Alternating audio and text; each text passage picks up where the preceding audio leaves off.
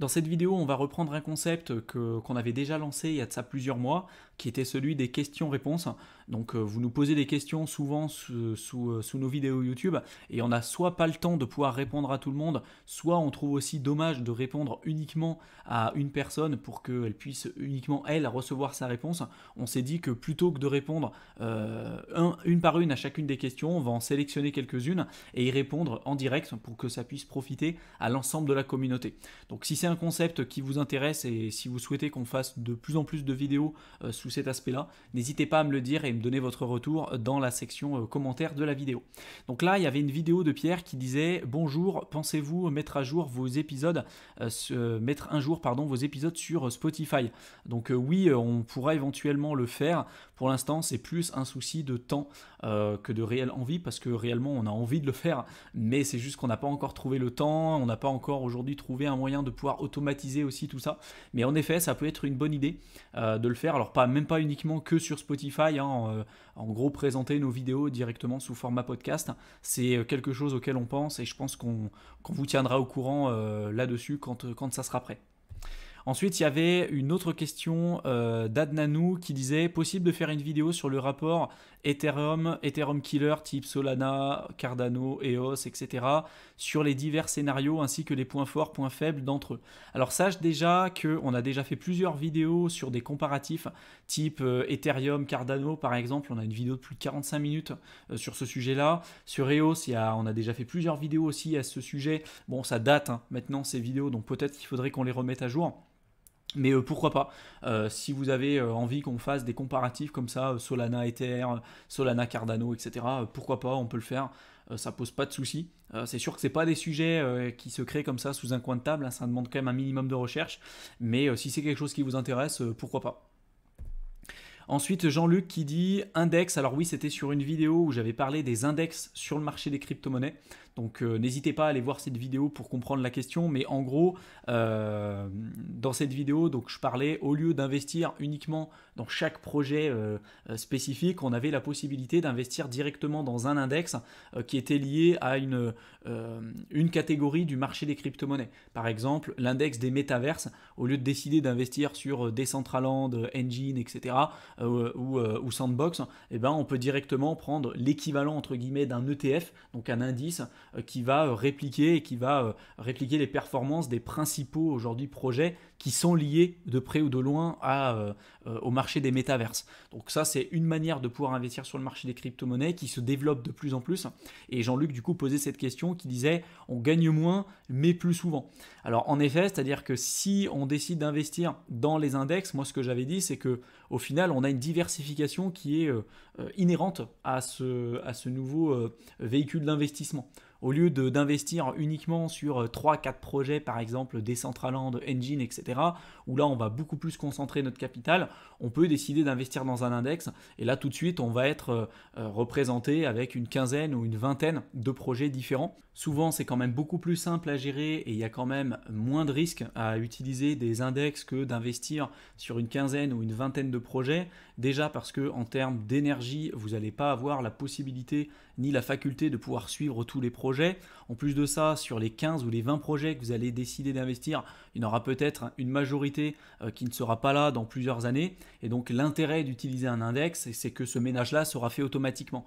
Vous allez simplement aujourd'hui décider de dire tiens, je veux avoir une surpondérance peut-être sur le marché des métaverses ou des NFT. Et donc s'il y a un projet qui était dans le top 1 à l'instant T, puis qu'après il n'existe plus, que c'est un autre qui prend le dessus dans plusieurs années, vous participerez en fait à la croissance soit des NFT, soit des métaverses, sans pour autant vous prendre la tête avec l'allocation d'actifs et de suivre chacun des projets parce que cette allocation, elle sera faite automatiquement dans ces index-là. Donc je pourrais refaire une vidéo spécifique sur les index si c'est quelque chose qui vous intéresse, mais c'est déjà des notions que j'avais évoquées sur la vidéo qui traitait de ce sujet-là, donc n'hésitez pas à aller la voir. Il y a une question de Mathis qui nous dit et du côté de la régulation, comment ça se passe aujourd'hui? Donc ça, c'était une question qui avait été posée en dessous de la vidéo sur les index. Donc pour répondre à ta question, Mathis, je ne sais pas si quand tu parles de régulation, c'est la régulation de manière générale sur le marché des crypto-monnaies ou plus spécifiquement par rapport aux index. À ma connaissance, si je parle juste des index, j'ai pas d'informations spécifiques à te donner là-dessus parce que pour moi, il n'y a pas de démarche claire. Après, si tu parles du marché général sur le marché des crypto-monnaies, on sait que de plus en plus ça commence à être régulé, que en tout cas en France, on a une fiscalité qui est spécifique et notamment celui qui est lié à l'imposition sur la plus-value. Mais encore une fois, si tu as des informations vraiment spécifiques sur la fiscalité, sur la déclaration de tes revenus, etc., quand tu décides d'investir sur le marché des crypto-monnaies et plus spécifiquement par rapport aux index, moi je t'invite de te rapprocher vraiment d'un avocat fiscaliste parce que c'est mon avis de lui qui sera la personne la mieux placée pour répondre à tes questions. Ensuite, il y a John qui nous dit sommes-nous à l'abri de ce problème si on achète depuis des exchanges, Binance, Kraken ou pas? Alors ça, c'était une question qui avait été posée sous une de nos vidéos où on parlait des problématiques liées à la fongibilité du Bitcoin. Donc pour tous ceux qui ne l'auront pas vu et pour comprendre le contexte, n'hésitez pas à aller voir les vidéos qui traitent directement de ce sujet-là. Et donc pour répondre à ta question, John, en général, les échanges, Binance, Kraken, Coinbase, etc., font déjà le tri. Et ils ont déjà une liste noire en fait des adresses pour lesquelles les bitcoins ont été teintés, qui ont été utilisés à des fins illicites, etc. Dans le cas par exemple de Ponzi comme Plus Token, en effet, ces bitcoins-là n'ont pas pu rejoindre les plateformes d'échange parce qu'ils avaient été blacklistés par les plateformes d'échange. Donc souvent, ça ne veut pas dire que tu ne peux pas avoir des bitcoins teintés si tu l'achètes via des plateformes d'échange, mais souvent, quand tu les achètes ici, tu as beaucoup moins de risques d'avoir une problématique avec un bitcoin, par exemple, qui a été utilisé sur le darknet ou autre. Après, si tu les achètes sur des plateformes comme Bisq ou même sur Changeli, par exemple, où là c'est vraiment du peer-to-peer, là tu as des risques qui sont quand même plus importants.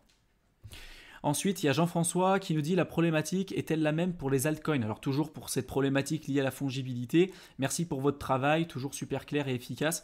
Alors la problématique, est-ce qu'elle est la même pour les altcoins? Pour tous ceux qui ont une blockchain transparente, j'ai envie de dire que oui. Néanmoins, ils n'ont pas encore aujourd'hui la même adoption et les mêmes utilités que celles qu'on a pu avoir sur le Bitcoin.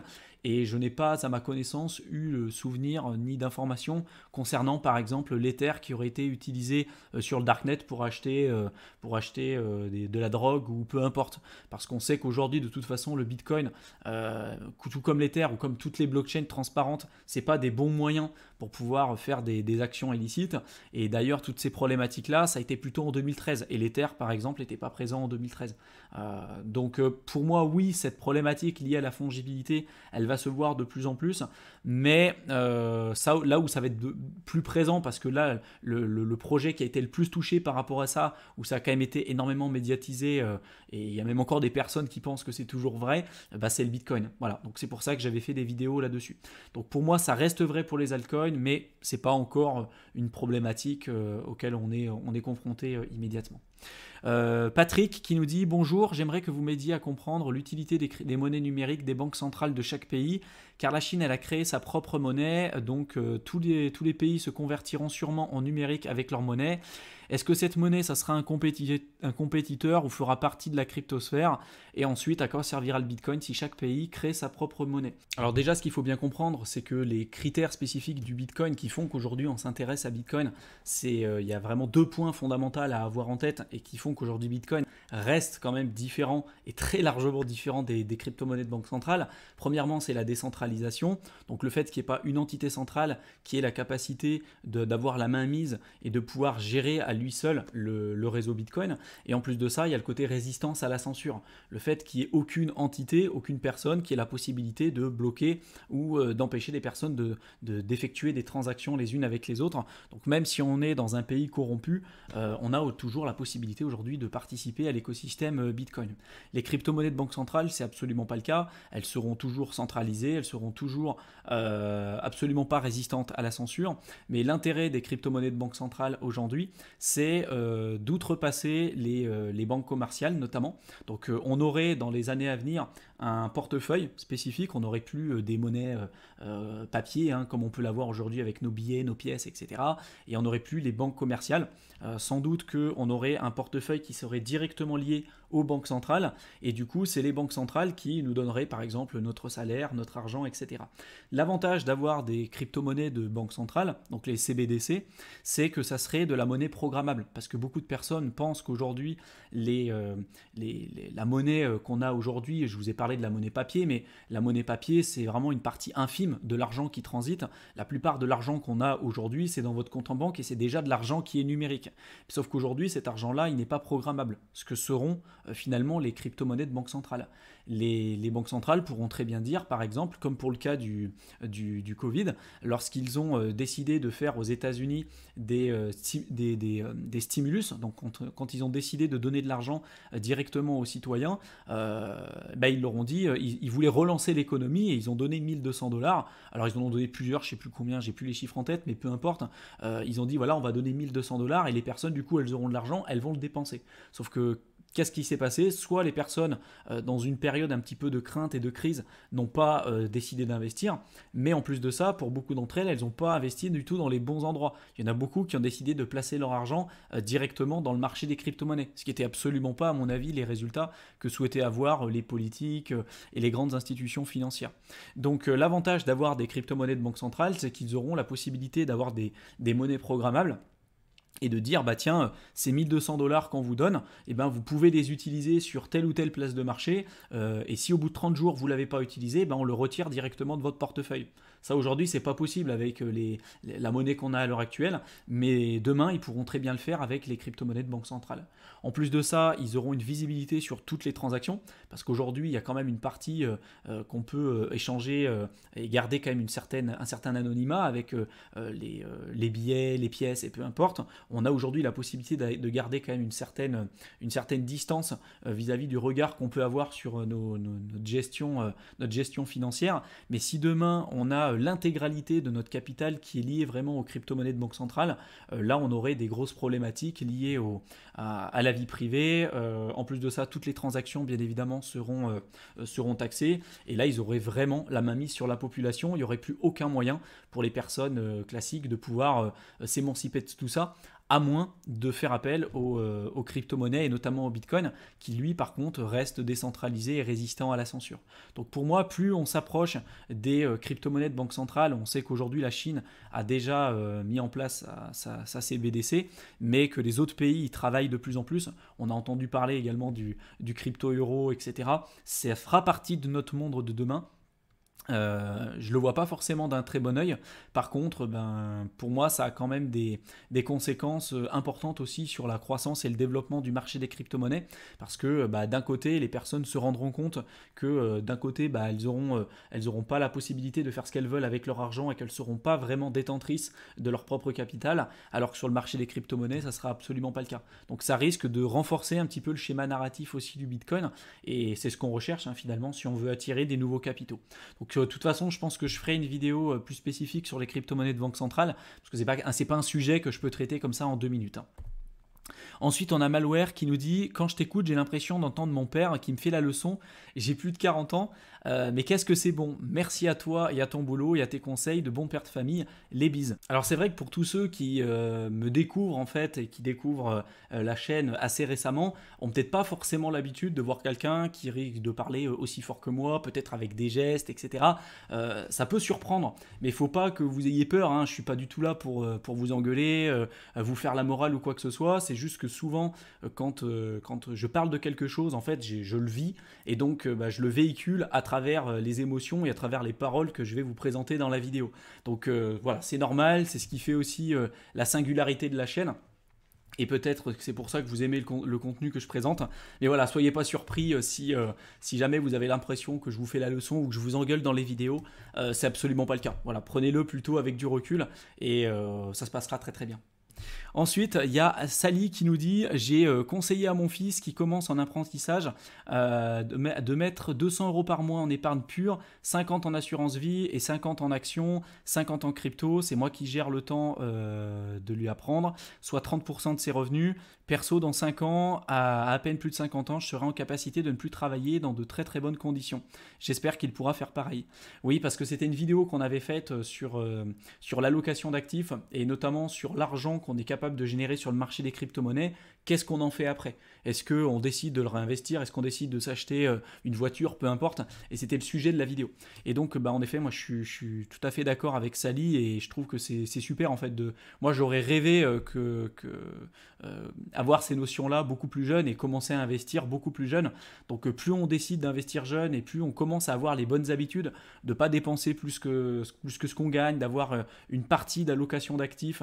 Là, en effet, soit dans l'épargne, soit dans les assurances vie, soit dans les actions, dans les cryptos, etc. Et commencer déjà à être confronté à un investissement, c'est super. Et plus on commence tôt, plus les résultats sont exponentiels parce que là, on fait jouer en plus de ça les rendements composés.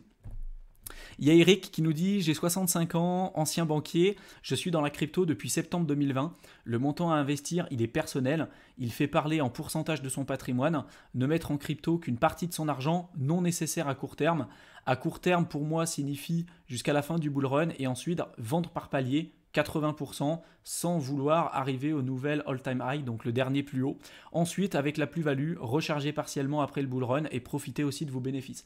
Je voulais vraiment présenter ce message-là parce que c'est l'idée aussi que nous, et c'est la philosophie qu'on véhicule aussi à travers cette chaîne YouTube, parce que beaucoup de personnes en fait sont dans une situation qui est très anxiogène pour elles parce qu'elles essayent toujours de timer le marché, d'investir au plus bas, de revendre au plus haut, etc. Et souvent, ça se retourne contre elles. Et ce que dit Eric, c'est totalement vrai. On n'essaye pas d'acheter de toute façon au plus bas et de revendre au plus haut. Ça, c'est la théorie. Dans la pratique, vous n'y arriverez absolument pas. Et si vous réussissez, de toute façon, ça ne sera pas reproductible parce que ça fera plutôt partie de la chance que de la réelle compétence. Et donc, dans les faits, une fois qu'on a commencé à gagner de l'argent, d'arriver à prendre des bénéfices, même si c'est trop tôt, c'est quelque chose d'extrêmement important. Ce qu'on répète tout le temps, c'est que vous ne pourrez jamais vous en vouloir d'avoir gagné de l'argent, même si vous auriez pu gagner plus d'argent, vous ne pourrez jamais vous en vouloir d'avoir pris des bénéfices. Par contre, vous pourrez vous en vouloir toute votre vie d'avoir eu des bénéfices, d'avoir gagné beaucoup d'argent, en tout cas d'avoir eu des plus-values latentes, mais de ne pas les avoir finalisées, de ne pas avoir vraiment converti vos plus-values soit en euros, soit en stablecoin par exemple, pour vraiment les valider. C'est arrivé à plein de personnes en 2017, ça arrivera encore une fois à mon avis à beaucoup d'autres personnes sur ce bull run, et il faut absolument pas que ça vous arrive parce que là vraiment ça fait très très mal et psychologiquement c'est très très dur à vivre. Ensuite, il y a Dean qui nous dit: j'adorerais une vidéo parlant de projets qui ont disparu et qui ont exit scam pour rappeler aux gens la réalité de ce milieu. Les influenceurs parlent toujours des gains, mais comment ça se passe avec une perte, avec une crypto qui arrive à zéro? Que faire? Ce serait un sujet assez cool. Merci à vous deux. C'est une super idée et je pense que ça fera l'objet d'une prochaine vidéo parce que en effet, nous, on essaye, contrairement à beaucoup de personnes, soit sur le marché francophone, mais même de manière générale dans la cryptosphère, qui vous parlent tout le temps des gains mirobolants, etc. Nous, on essaye tout le temps, même si c'est des sujets qui sont un peu moins putaclic et un peu moins vus, de vous montrer la réalité du marché, qu'en effet, il y a des opportunités incroyables, mais qu'il y a aussi des risques qui sont vraiment importants et que souvent, on arrive souvent à les occulter parce qu'on voit les possibilités, on voit les gains et on voit surtout les personnes qui ont gagné de l'argent. Parce que les personnes qui gagnent de l'argent, quand vous regardez sur YouTube, quand vous regardez sur Twitter ou peu importe, vous arrivez des fois avec des personnes qui vous parlent des sommes astronomiques qu'elles ont pu gagner et on a l'impression que ça fait partie de la majorité des personnes. Sauf que c'est absolument pas le cas, hein. Il y a une majorité silencieuse qui est aujourd'hui la majorité des personnes qui perdent de l'argent parce que c'est une réalité aussi, hein. Sur le marché des crypto-monnaies, il y a des gagnants, mais il y a aussi énormément de perdants. Et il y a fort à parier que si aujourd'hui vous ne gérez pas correctement votre risque, vous investissez n'importe comment, vous n'avez aucune connaissance sur le marché des crypto-monnaies, que vous vous retrouviez dans la situation que Dean là, vient d'expliquer, que vous investissiez dans un projet qui arrive à zéro. Et ça, c'est très très difficile à vivre. Nous, ça nous est arrivé plusieurs fois avec Mickaël. Hein. Au fur et à mesure, on a commencé à se remettre en question, à apprendre, etc. Et je peux vous assurer que ce n'est pas forcément quelque chose de simple à gérer. Mais en effet, ça peut être une super idée de faire une vidéo là-dessus. Donc merci pour l'idée, je pense qu'on la gardera pour une prochaine vidéo. Ensuite, il y a Terial qui nous dit: très intéressant vos commentaires sur ces généralités importantes pour prendre du recul. Pouvez-vous nous aider en nous guidant pour gérer le bull run et éviter de se faire plumer? Alors, on a fait déjà pas mal de vidéos sur le sujet, notamment sur les différents cycles, les indicateurs à avoir en tête. On a fait pas mal de lives pour montrer un petit peu ce qui se passait en arrière-plan. Après, comme tu le sais, nous, on ne fait pas des vidéos tous les jours, on ne fait pas d'analyse technique technique tous les jours, on ne parle pas des news, etc. On n'a pas pour vocation à faire un contenu journalier sur notre chaîne YouTube. On ne veut pas devenir dépendant de ça et on pense que c'est pas forcément vous aider, en tout cas à faire des vidéos comme ça tous les jours, à regarder votre graphique. Je pense qu'à partir du moment où vous avez compris le fondamental sur le marché des crypto-monnaies, que vous avez une stratégie qui vous correspond et que vous avez déterminé une allocation d'actifs et un horizon de placement, après derrière, j'ai envie de dire, votre stratégie elle est faite et vous devez vous y tenir. C'est pas parce qu'il va y avoir une news par exemple avec Elon Musk qui va dire une chose sur le Bitcoin que ça doit changer quoi que ce soit à votre manière d'investir. Vous pouvez peut-être remettre en question certaines positions que vous avez faites, ça peut être intéressant, mais de là à regarder le cours tous les jours, de regarder des analyses techniques tous les jours alors que vous faites même pas de trading ou éventuellement de suivre les news, pour moi, c'est pas quelque chose qui va vous être utile. Même au contraire, un procédé de cette manière, c'est quelque chose qui risque de créer un climat anxiogène pour vous et qui risque de ne pas forcément vous permettre d'atteindre vos résultats le plus rapidement possible. Donc il faut vraiment être vigilant à ça et peut-être qu'on fera d'autres vidéos sur les analyses de cycle, mais je pense qu'aujourd'hui, si vous avez suivi notre contenu, si vous avez suivi tout ce qu'on a déjà présenté sur cette chaîne YouTube, vous avez très largement ce qu'il faut pour pouvoir prendre des décisions d'investissement sur le long terme. Ensuite, il y a Archie qui dit « Excellente vidéo, une suggestion de sujet pour une future vidéo. Aborder les tokens NFT, vers quoi se diriger? Est-ce que les NFT ne fonctionnent qu'avec Ethereum? Est-ce que ça vaut le coup avec un petit portefeuille vu le prix des transactions d'Ether, etc. » Alors sache Archie qu'on a déjà fait pas mal de vidéos à ce sujet-là. Je crois qu'on en a fait à peu près 5 sur les NFT, dont un live de plus de 2 heures où on était vraiment rentré dans le détail. Après, là, en effet, où on s'est plutôt focalisé, nous, sur les NFT, sur la blockchain Ethereum, on pourrait, par exemple, faire d'autres vidéos, comme par exemple sur les NFT sur Solana. Il y a aujourd'hui pas mal d'opportunités et des choses intéressantes qui s'y passent. Et en effet, on pourrait faire des vidéos là-dessus. Vous nous direz si c'est un sujet qui vous intéresse et si c'est le cas, pourquoi pas faire une vidéo là-dessus pour élargir un petit peu le champ des possibles sur les NFT et pour ne pas que vous soyez uniquement cloîtré sur Ethereum. Parce qu'en effet, avec les frais aujourd'hui de transaction Ether, ça risque d'être assez perturbant pour beaucoup de personnes, surtout quand on n'a pas forcément un gros capital à investir. Et une autre question de ITSF qui dit, alors quand on avait fait une vidéo, c'était notamment sur le Bitcoin et sur le fait qu'on voyait vraiment aujourd'hui le Bitcoin se développer correctement dans les années à venir, il dit sa technologie elle est dépassée, sur 10-15 ans, oui, il a encore de l'avenir, s'il ne se fait pas bouffer par les autres crypto-innovateurs. Alors ça, c'est vrai qu'il y a les deux écoles sur le marché des crypto-monnaies. Il y a ceux qui disent que le Bitcoin est dépassé. Bon, c'est un discours qu'on entend aujourd'hui depuis plus de 15 ans, depuis plus de 10 ans, qu'on nous dit que le Bitcoin est dépassé, qu'il va se faire remplacer par une autre crypto-monnaie. On voit qu'aujourd'hui, il est toujours top 1 sur CoinMarketCap. C'est toujours celui qui a la plus forte liquidité, qui a les plus forts volumes, qui a la plus forte adoption, qui est le plus utilisé, le plus connu. Et pour l'instant, aucun projet n'a réussi à le détrôner. C'est vrai que sa technologie est quand même plus vieille que d'autres technologies qui sont aujourd'hui présentes et qui arrivent sur le marché. Néanmoins, c'est pas parce qu'aujourd'hui vous avez une meilleure technologie que ça fera de vous un meilleur Bitcoin. Vous n'avez pas le même historique, vous n'avez pas la même communauté, et c'est pas parce que, en effet, vous avez des transactions qui sont plus rapides, plus efficaces, que vous allez tout de suite prendre la place du numéro 1 sur Bitcoin. Notre conviction avec Mickaël, c'est que le Bitcoin de toute façon aura toujours sa place, qui sera toujours là pour rester, qui continuera de se développer malgré le fait qu'il y ait aujourd'hui des technologies qui soient plus innovantes, plus efficaces, etc. Et c'est OK, et on peut très bien avoir plusieurs écosystèmes qui vont se développer. Néanmoins, si on a un écosystème qui souhaite se développer sur le marché de la réserve de valeur, je pense que Bitcoin aujourd'hui a très largement sa place et la capacité pour répondre à ces exigences-là. Par contre, pour tout ce qui va être liés aux contrats intelligents ou même d'autres problématiques comme les monnaies anonymes que j'avais déjà évoquées avec Monero par exemple, là en effet il y a peut-être d'autres écosystèmes qui pourraient être amenés à se développer. J'espère en tout cas que cette vidéo vous aura plu. N'hésitez pas à continuer de poster des questions et des commentaires sous chacune de nos vidéos puisqu'on pourra les réutiliser pour y répondre en direct dans des prochaines vidéos de cette nature. Et puis pour tous ceux qui veulent se lancer sur le marché des crypto-monnaies et qui ne savent pas par où commencer, comme d'habitude, vous retrouverez le lien de notre guide offert dans la description de la vidéo. Vous le téléchargez et on vous explique toutes les étapes pour pouvoir vous lancer efficacement sur le marché des crypto-monnaies. Je vous souhaite une excellente fin de soirée à tous et je vous retrouve dans une prochaine vidéo. Salut à tous!